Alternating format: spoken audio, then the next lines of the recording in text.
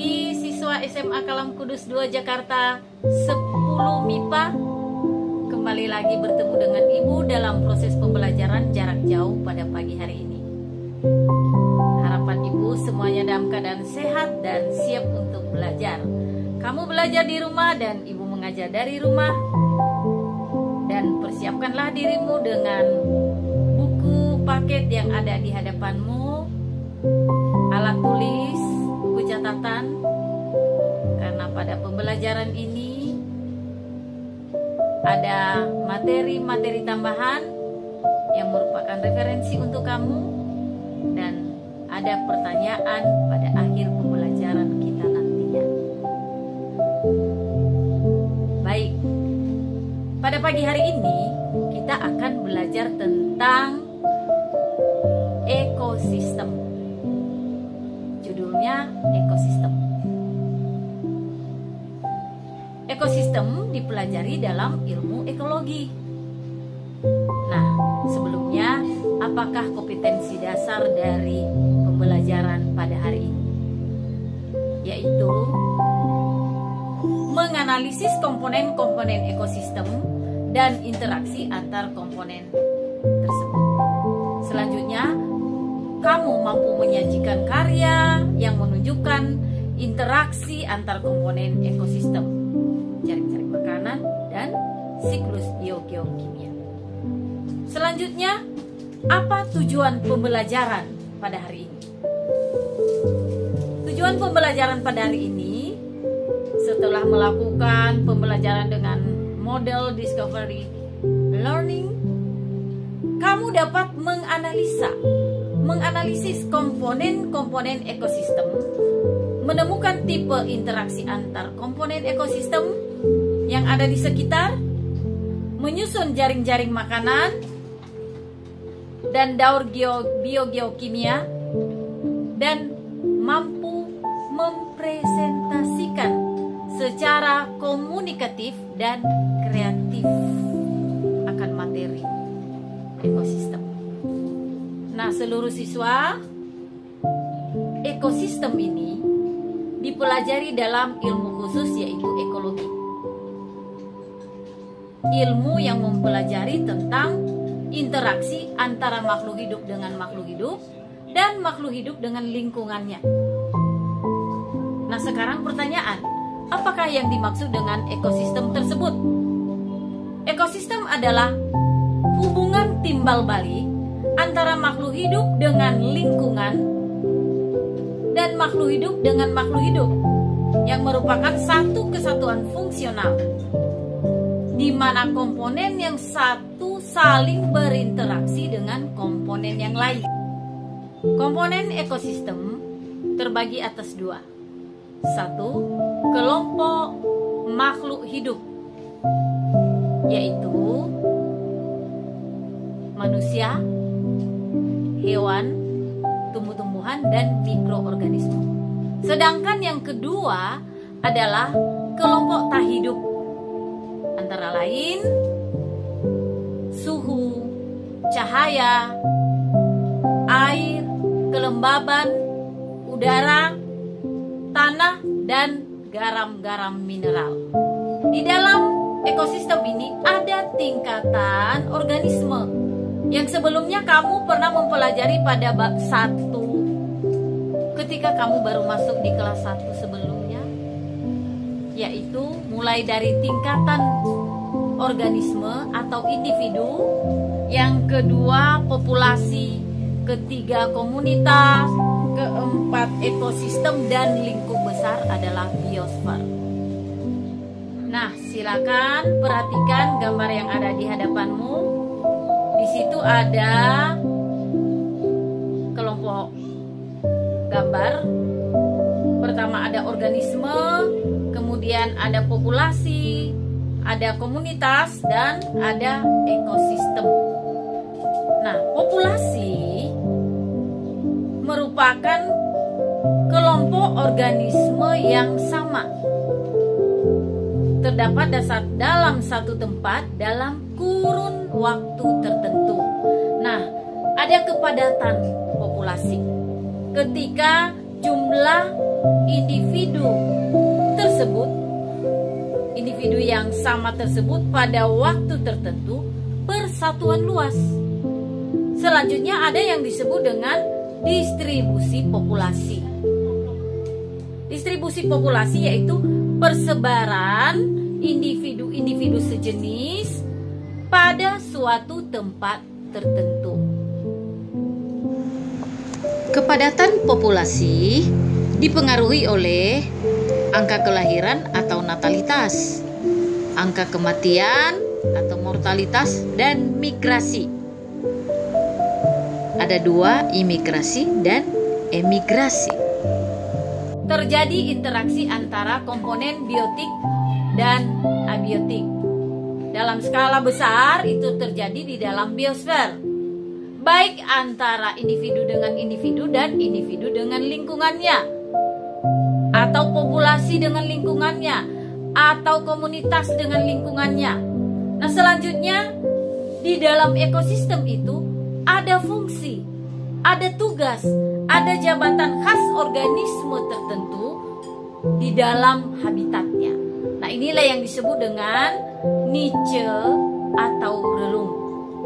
Atau saya singkat, saya perjelas bahwa niche atau relung itu adalah jabatan organisme di dalam ekosistem.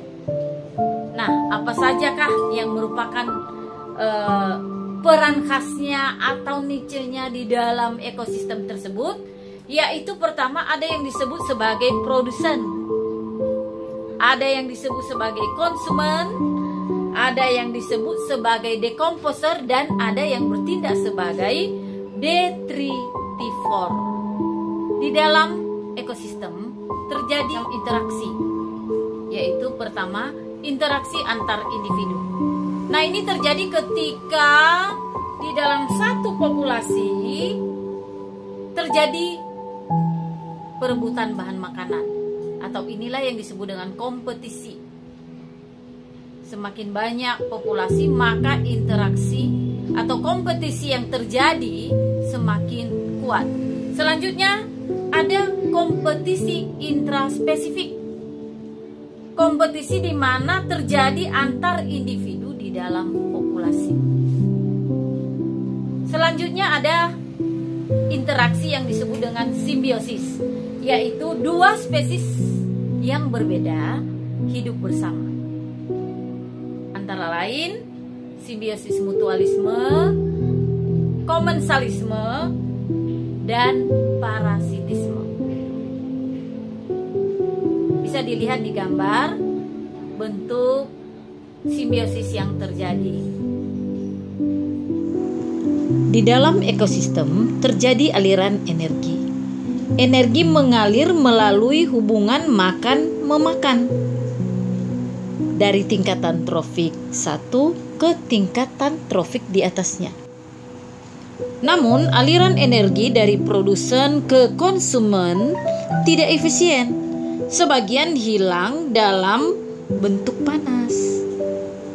Hanya 10% lah dari energi pada tingkat trofik di bawahnya yang dapat dimanfaatkan oleh tingkatan trofik di atasnya.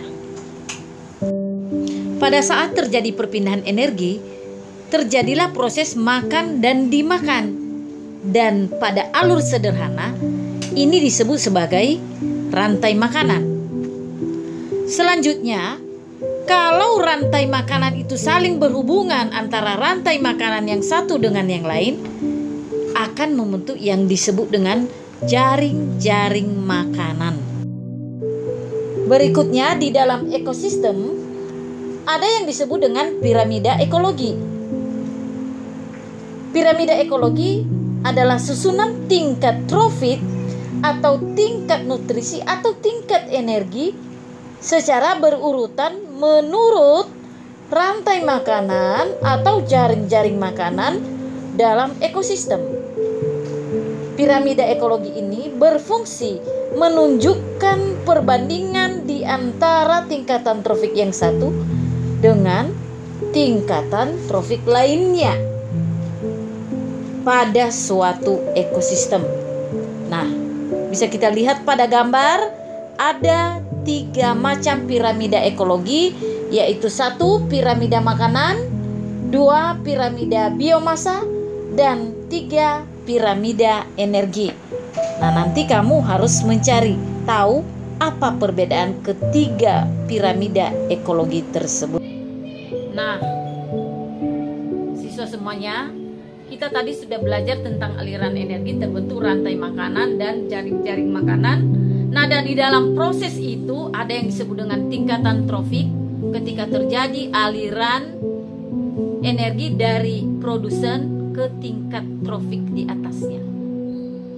Produsen sebagai tingkatan trofik 1, konsumen 1 sebagai tingkatan trofik kedua, dan seterusnya konsumen 2 sebagai tingkatan trofik yang ketiga. Nah, di dalamnya terjadi yang disebut dengan produktivitas ekosistem. Ada berapa jenis produktivitas ekosistem? Ada 5. 1. Produktivitas primer. Ketika terjadi kecepatan pengubahan energi cahaya matahari menjadi energi kimia dalam bentuk bahan organik oleh organisme autotrof yang bisa membuat makanan sendiri.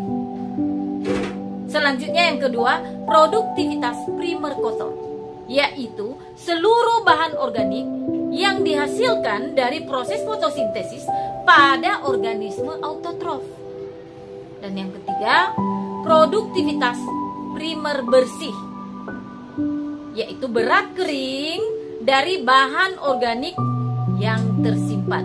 Dan yang keempat, produktivitas sekunder, yaitu kecepatan energi kimia mengubah bahan organik menjadi simpanan energi kimia baru oleh organisme heterotrof.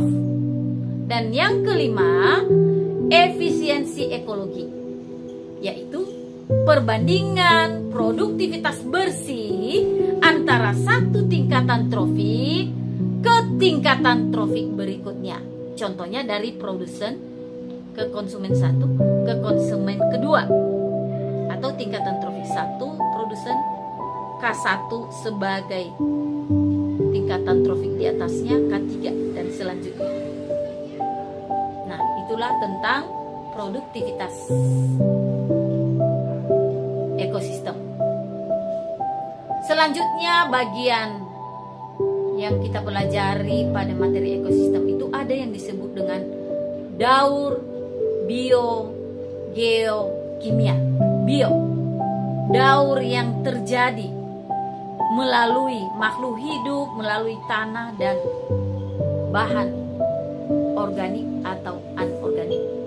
Nah, di dalam daur biogeokimia ini ada beberapa sistem aliran, yaitu pertama daur air, yang kedua daur karbon, ketiga daur nitrogen, keempat daun fosfor dan daur sulfur. Sekarang kita akan berbicara tentang tipe-tipe ekosistem. Ada 3. Pertama, ekosistem air atau akuatik, yaitu air tawar dan air laut. Selanjutnya yang kedua, ekosistem darat atau terestrial, yaitu hutan hujan tropik, savana, padang gurun, hutan gugur, taiga, dan tundra. Selanjutnya ada ekosistem buatan. Contoh ekosistem buatan: bendungan, hutan tanaman produksi, misalnya hutan jati atau pinus, perkebunan sawit, dan pemukiman. Karena di dalamnya ada makhluk hidup berinteraksi dan membutuhkan komponen tak hidup atau abiotik. Baik anak-anak yang ada di rumah, bagian terakhir dari materi pembelajaran kita hari ini tentang ekosistem yang dipelajari dalam ekologi adalah tentang suksesi perubahan lingkungan. Suksesi ini terjadi karena ada perubahan ketika komunitas awal atau habitat awal rusak sama sekali, tidak ada kehidupan, sehingga akan terbentuk kehidupan berikutnya yang mana diawali dengan organisme pionir atau perintis, sebagai vegetasi perintis. Contohnya lichenes. Dan yang kedua, ada perubahan lingkungan. Ketika terjadi kerusakan lingkungan, masih ada kehidupan di dalamnya dan terjadi suksesi perubahan sampai terjadi ekosistem klimaks.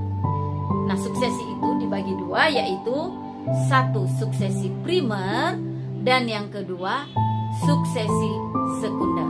Suksesi primer ketika terjadi perubahan lingkungan di mana secara totalitas kehidupan awal di suatu tempat atau habitat atau ekosistem rusak total, sehingga akan terbentuk kembali komunitas awal yang diawali dengan adanya pionir, organisme yang sebagai perintis hidup di satu tempat tersebut sampai terbentuk ekosistem klimaks. Sedangkan yang kedua tadi, ekosistem sekunder, ketika terjadi perubahan lingkungan di mana tidak secara total rusak, masih ada kehidupan, tetapi terjadi perubahan menuju komunitas klimaks sampai terbentuk ekosistem yang total seperti semula. Demikian pembelajaran kita pada hari ini. Nah, di akhir pembelajaran ini kiranya kamu bisa mengerti apa yang dimaksud dengan ekosistem tersebut, apa komponen yang terdapat di dalamnya, jenis interaksi yang terdapat di dalamnya, aliran energi yang terbentuk, jenis produktivitas ekosistem, kemudian ada daur biogeokimia yang terjadi, dan di dalam ekosistem bisa terjadi suksesi. Dengan demikian kita bisa menghargai lingkungan kita, bahwa kita sebagai manusia harus menjaga lingkungan ekosistem kita karena bisa mensuplai berbagai bahan pangan, bahkan sandang terhadap kita manusia. Sekali lagi, pada akhir pembelajaran ini saya ingatkan tadi ada 2 tugas. Kamu menuliskan ciri-ciri dari beberapa tipe ekosistem yang sudah disebutkan pada pembelajaran ini. Kemudian yang kedua, apakah perbedaan dari ketiga piramida ekologi yang sudah kita bicarakan pada pembelajaran hari ini. Demikian kegiatan belajar mengajar kita hari ini. Ibu harap kamu mengerjakan tugas dan mengirimkan melalui dokumen pada Google Classroom. Dan salam sehat untuk kita semua. Tuhan berkati. Selamat pagi.